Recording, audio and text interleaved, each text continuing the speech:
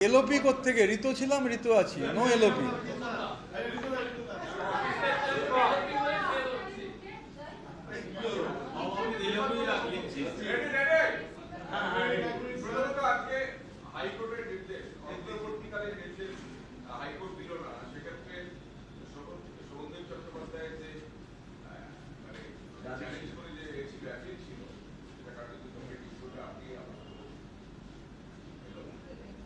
High court, মহামান্য high court তার নির্দেশ দিয়েছেন।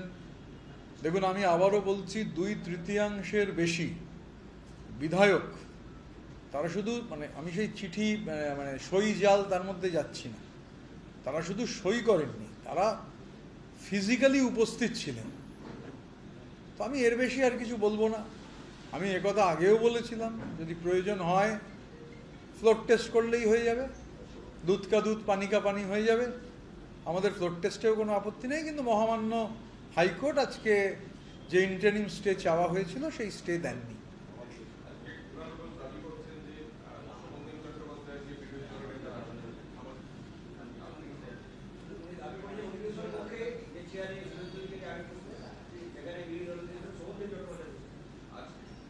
আসলে পশ্চিমবঙ্গের বিধানসভা খুব পুরনো।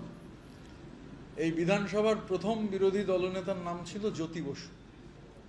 তারপর অনেক দিকপাল মানুষ এই বিধানসভার বিরোধী দলনেতা হয়েছেন।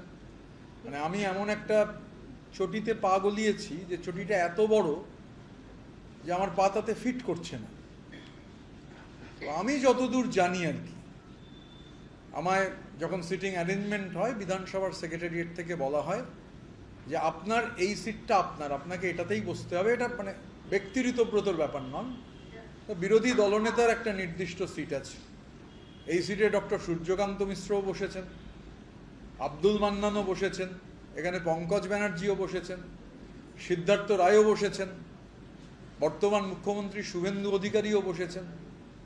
আসলে অনেকে হচ্ছে ধরুন আমি পার্লামেন্টে যদি 6 বছরের মধ্যে 3 বছর জেলে থাকি, তাহলে তো পার্লামেন্টটা বোঝা মুশকিল কি হলো পার্লামেন্টে, বা এসব নিয়ম নীতি। তা কেউ যদি কোনো কিছু ভেবে বলে আনন্দ পান, সমস্যার কি আছে? কারুর আনন্দ যদি এই ভেবে উনি আনন্দ পান যে শোভনদেব চট্টোপাধ্যায় বিরোধী দলনেতার আসনে বসেছেন, সমস্যা কি আছে? কিন্তু বিধানসভা, পশ্চিমবাংলার বিধানসভায় যেটা ফিক্স সিট বিরোধী দলনেতার, ঘটনাচক্রে আমি এই যে কালেকটিভ টিমের মধ্যে আছি, আমার পজিশনের নাম বিরোধী দলনেতা, তাই আমি ওই সিটটায় বসেছি।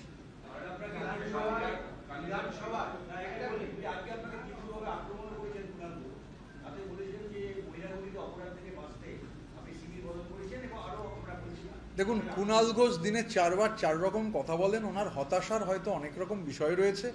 এখন ওনার হতাশা, সেই হতাশার বহিঃপ্রকাশ, এগুলো নিয়ে সময় নষ্ট করার আমার সময় নেই, কারণ আমার অনেক জরুরি কাজ রয়েছে। আমার অনেক সময় এরকম হয়, আপনাদের এই যে এক্ষুনি একজন বলছিল যে আরও হয়তো দেরি হবে, আমি একটু টাইম লাগবে হয়তো ব্যাপারটা আরও একটু স্ট্রিমলাইন করবার জন্য। সুতরাং উনি কি বলেছেন, ফ্রাস্ট্রেশনের বহিঃপ্রকাশ থাকে, তো পার্লামেন্টটাও ভালো করে করতে পারেননি, এতদিন জেলে ছিলেন। Anyhow, all the best wishes to him.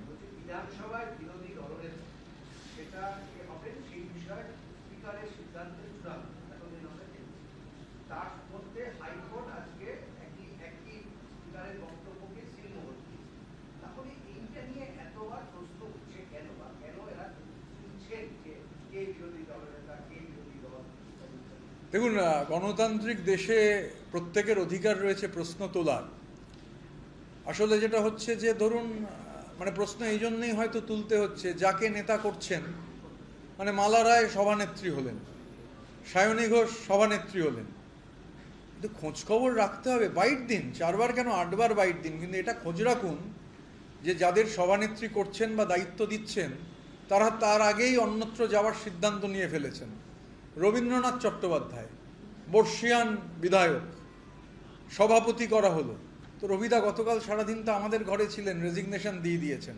তা আমি শুধু অনুরোধ করব, 8 বার 16 বার 24 বার যাই বাইট দেবেন, বাইট দেওয়ার আগে এই কমিটিগুলো করবার সময় একটু খোঁজ নিয়ে নেবেন। কমিটিতে নাম আছে, আমাদের পক্ষে সই করে জমা দিয়ে দিয়েছেন, কিন্তু খোঁজ নিতে হবে, তো জানতে হবে। শুধু বাইট দিয়ে রাজনীতি হয় না। বাইট সর্বস্ব রাজনীতি কেউ করতে চাইলে করবেন, অসুবিধার কি আছে?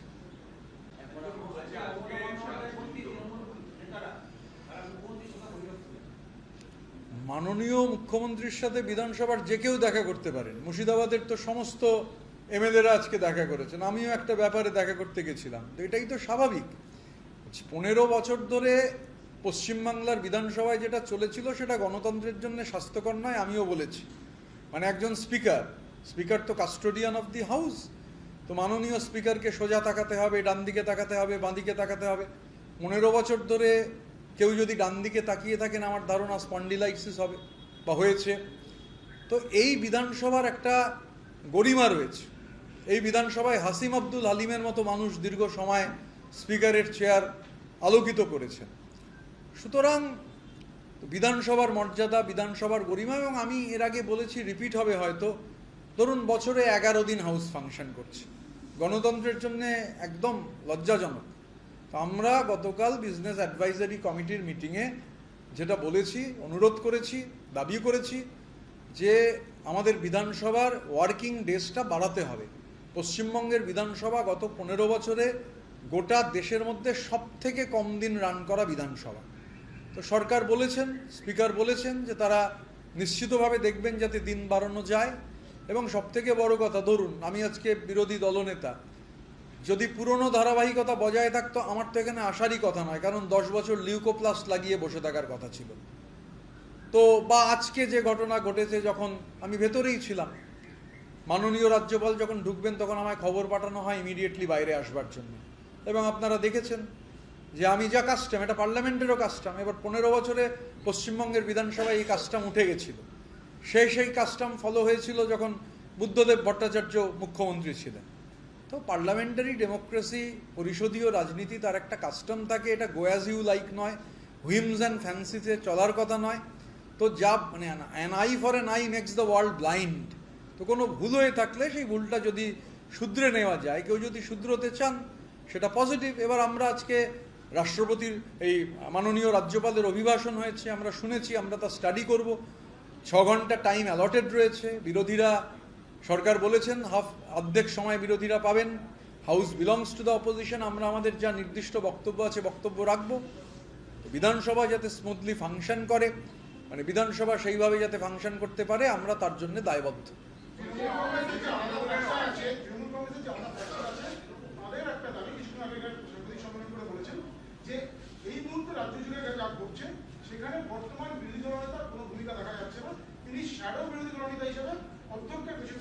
আমি বললাম না যে কুণালবাবুর কোনো প্রশ্নের উত্তর আমি দেবো না, অনেক জরুরি কাজ আছে। 2/3 বেশি বিধায়ক তারা আমাদের সমর্থন করেছেন। আমরা কালেকটিভ হিসেবে কি করব, মানে আমি তো এই কথা বলবো না যে ওনার শুধু বাইট দেওয়া কাজ, এর মধ্যে আমি ঢুকবো না। ওনার যা প্রাণে চাই উনি বলতে চান বলতে পারেন, আমাদের দেশের গণতান্ত্রিক কাঠামোতে। আর মানে এটা তো ওই যে বললাম, লিউকোপ্লাস্ট লাগানো নেই তো এখন, মানে তাহলে তো 10 বছর ওনাকেও চুপ করে থাকতে হতো।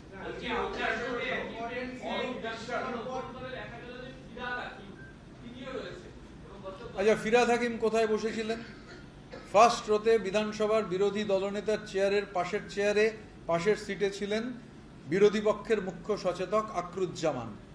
তার পাশের সিটটায় ছিলেন ফিরহাদ হাকিম। তার পাশের সিটটায় ছিলেন জাভেদ আহমেদ খান। তার পাশের সিটে, মানে পরের রোতে প্রথম আরেক যে সিটটি, সেটায় সাবিনা ইয়াসমিন, তারপরে শিউলি সাহা, তারপরে অরূপ রায়, তারপরে রথিন ঘোষ। তো সিটিং অ্যারেঞ্জমেন্টটা দেখুন না, আমি আর বলে কি হবে। অরূপ বিশ্বাস তৃণমূল কংগ্রেসের কোষাধ্যক্ষ হিসেবে ব্যাংক ম্যানেজারকে চিঠি লিখে বলেছেন অবিলম্বে তৃণমূলের যে তহবিল টাকা ফ্রিজ করা হোক, যাতে সেটা কোনো বন্ধ রাখা হোক, স্থগিত রাখা হোক। এটা নিয়ে কি বলবেন? কারণ হচ্ছে যে চলছে, মানে গোষ্ঠী, দুটো গোষ্ঠী হয়েছে, যে কোনো সময় সমস্যা হতে পারে, কেউ যাতে টাকা তুলতে না পারে, লেনদেন যাতে না হয়। প্রথম কথা, মানে এটা শুধু ফিক্সড ডিপোজিট, লেনদেন, টাকা পয়সার বিষয় নয়। ধরুন যে বিপুল পরিমাণ কাটমানি, আমাকে একটু আগে একজন ফোন করেছিলেন, ফোন করে একটা বিষয়ে বললেন, তাকে আমি পরিষ্কার বললাম যে আমি মনে করি যে যার কথা বলেছেন তিনি একজন ডাকাত, সুতরাং আমাকে প্লিজ দয়া করে ফোন করবেন না। মানে কথা যখন বলেছি, আমার কাছে কিছু তথ্য আছে। এবার এই অ্যাকাউন্টগুলোতে যে ডাকাতির টাকা, কাটমানির টাকা, দুর্নীতির টাকা যে ঢোকেনি, তাই বা কে গ্যারেন্টি দেবে? সুতরাং অরূপ বিশ্বাস যে চিঠিটা দিয়েছেন, সেই চিঠিটার মধ্যে তো সারবত্তা রয়েছে। এবং তার সঙ্গে আমার মনে হয় যে অ্যাকাউন্টগুলো ফ্রিজ করা এই জন্য দরকার, কারণ এই কাটমানির টাকাও যে সেখানে ঢোকেনি, সেটাই বা কী করে প্রমাণ হবে? সুতরাং তদন্তের স্বার্থে তো আর আমি মানে এটা দেখেছি, আমি চিঠিটাও পড়লাম, সংবাদ মাধ্যমে চিঠিটা দেখেছি। তো শুধু ওই টার্ময়েলের বিষয়টা নয়, আমার কাছে অ্যাডিশনাল পয়েন্ট হচ্ছে যে চুরির টাকা, কাটমানির টাকা, এই টাকাও যে ওই অ্যাকাউন্টে ঢোকেনি তার প্রমাণ কোথায় আছে? সে তো আমি প্রমাণ করতে পারবো না। সরকার চাইলে তদন্ত করে তা প্রমাণ করতে পারবেন। অ্যাকাউন্টগুলো ফ্রিজ রাখার যে দাবি অরূপ বিশ্বাস করেছেন, আমিও তাকে সমর্থন জানাচ্ছি।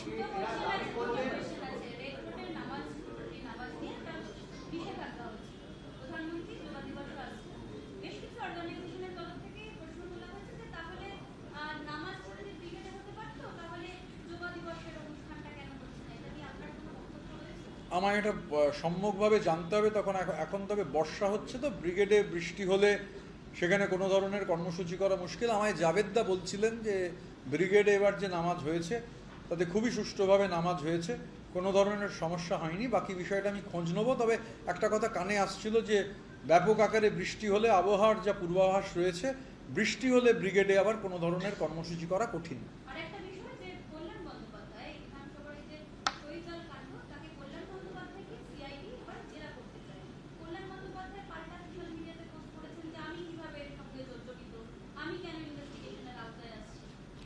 দেখুন, সইজাল কাণ্ড নিয়ে যে তদন্ত চলছে আমি তার অন্তর্ভুক্ত। আমারও ইন্টারোগেশন হয়েছে, আমারও এক্সামিনেশন হয়েছে। স্বাভাবিকভাবে সইজাল কাণ্ডের যে তদন্ত চলছে, আমি যেহেতু তদন্তের আওতাধীন, আমি এবং সন্দীপন আমাদের একই দিনে ইন্টারোগেশন হয়েছিল, এক্সামিনেশন হয়েছিল, আমি এ নিয়ে কোনো কথা বলতে পারবো না।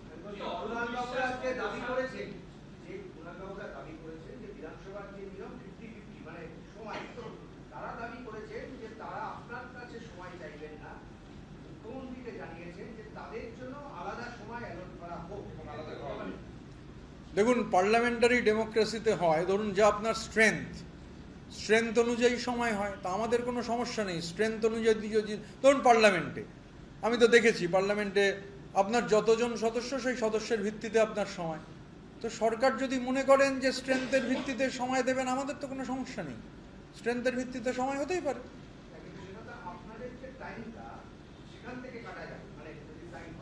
আমি এই বিষয়ে এখনো কিছু জানি না। এটুকু জানি যে ৮০ জন একজন জেলে আছেন। তো ৮০ জন বিধায়কের মধ্যে আপাতত ৬৫ জন আমাদের সঙ্গে আছেন। আগামীকাল বা সোমবার এটা বাড়বে কিনা তো আমি এক্ষুনি বলতে পারবো না। সুতরাং ৮০-র মধ্যে ৬৫% আপনারা হিসেব করে নিন।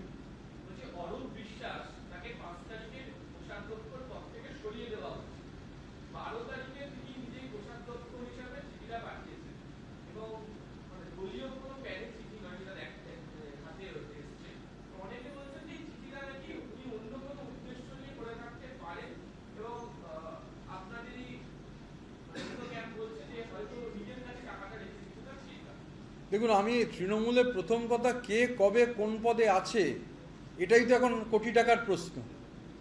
মহিলা সভানেত্রীর নাম, মহিলা সভানেত্রী তার আগেই সই করে ফেলেছেন। যুব সভানেত্রীর নাম ঘোষণা হচ্ছে, তিনি অন্যত্র চলে গেছেন। সুতরাং এই যে রবীন্দ্রনাথ চ্যাটার্জির নাম কাল ঘোষণা হলো, কাল তো প্রদীপ আমায় প্রদীপ সরকার। সুতরাং কে কোথায় আছেন এটাই তো এখন কোটি টাকার প্রশ্ন। নাম ঘোষণা হচ্ছে, আমি বরং অনুরোধ করব যারা বাইট দেন যে নাম ঘোষণার পর অন্তত ২৪ ঘন্টা ওয়েট করে তারপর সেটা পাবলিক করুন। কারণ নাম ঘোষণা হলো, তারপর দেখা গেল ১২ ঘন্টার মধ্যেই পদত্যাগের হিড়িক উঠছে। আমার কাছে তো খবর আছে যে ওই নাম যাদের ঘোষণা হয়েছে তার মধ্যে আরও অনেকে পদত্যাগ করবেন। সুতরাং মানে কার কি পদ আছে, কার কোন পদ নেই, এগুলো সব এখন ইম্যাটেরিয়াল হয়ে দাঁড়িয়েছে।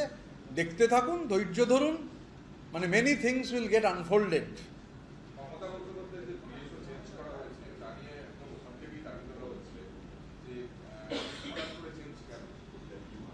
পিএসও চেঞ্জ তো রুটিন প্রক্রিয়া।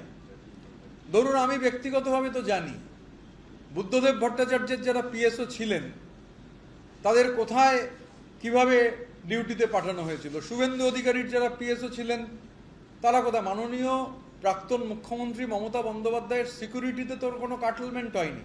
তো পিএসও চেঞ্জ রুটিন চেঞ্জ। এবার এটা তো হচ্ছে যারা আধিকারিক আছেন, প্রশাসন আছেন, তারা ঠিক করবেন। পিএসওতে চেঞ্জ হয়, অনেকে আছেন পিএসও চেঞ্জ হতে থাকে, এটা নর্মাল প্রক্রিয়া। কিন্তু তার যে সর্বোচ্চ সিকিউরিটি, সেই সিকিউরিটিতে কোনো কাটলমেন্ট নেই। নিতে চাইছেন না, গতকাল যারা সেটা তো ওনার ব্যাপার, আমি কি করে বলবো উনি কাকে নেবেন কাকে নেবেন না।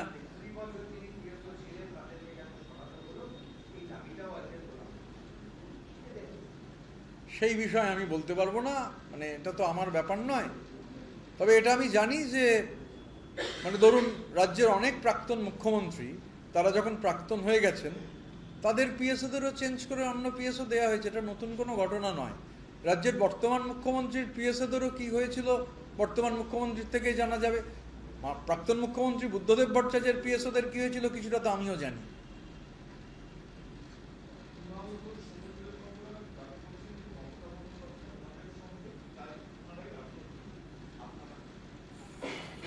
পার্লামেন্টারি ডেমোক্রেসিতে নাম্বার খুব গুরুত্বপূর্ণ।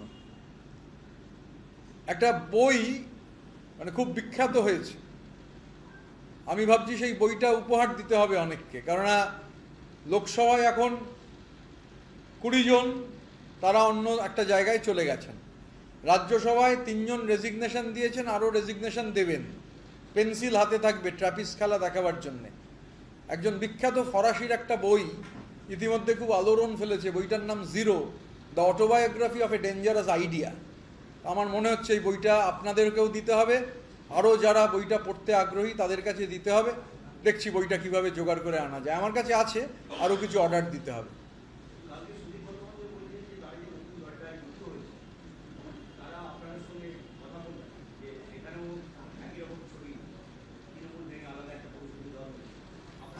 আমার সঙ্গে কোনো কথা হয়নি, কথা হলে নিশ্চয়ই আপনাদের জানাবো।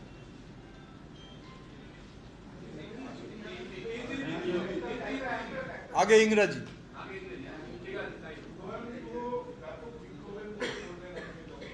ইংরাজি এবার, এনাফ অফ কোয়েশ্চেন্স।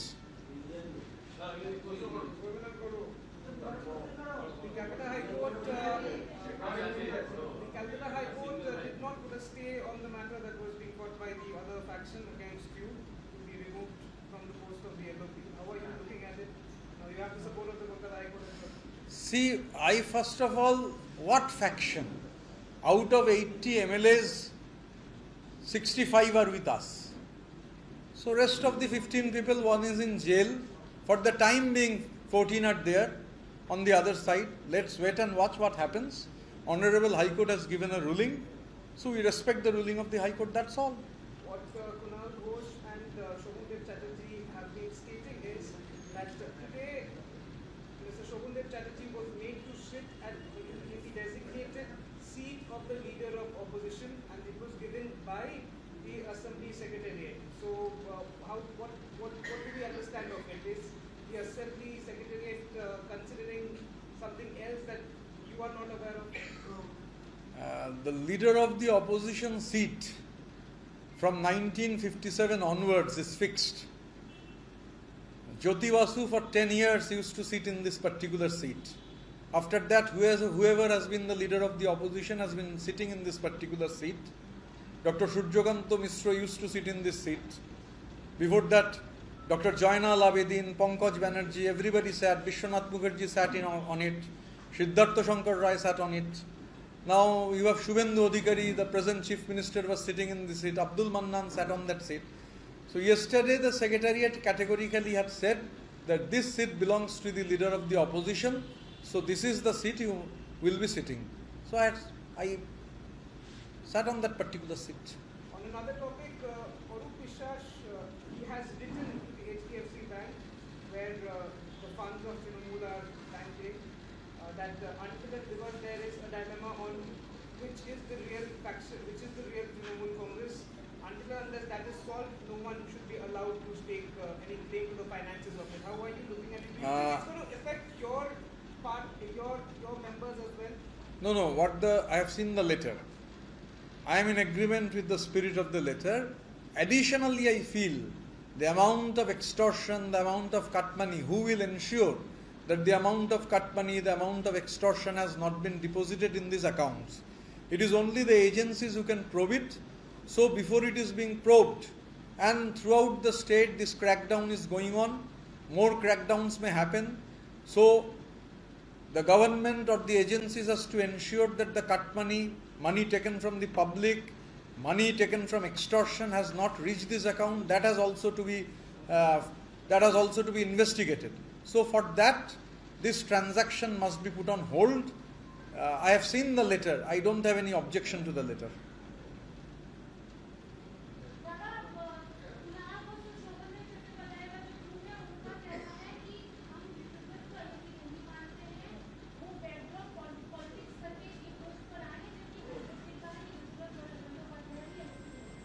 वो क्या बोल रहे हो वह उनका कहना है.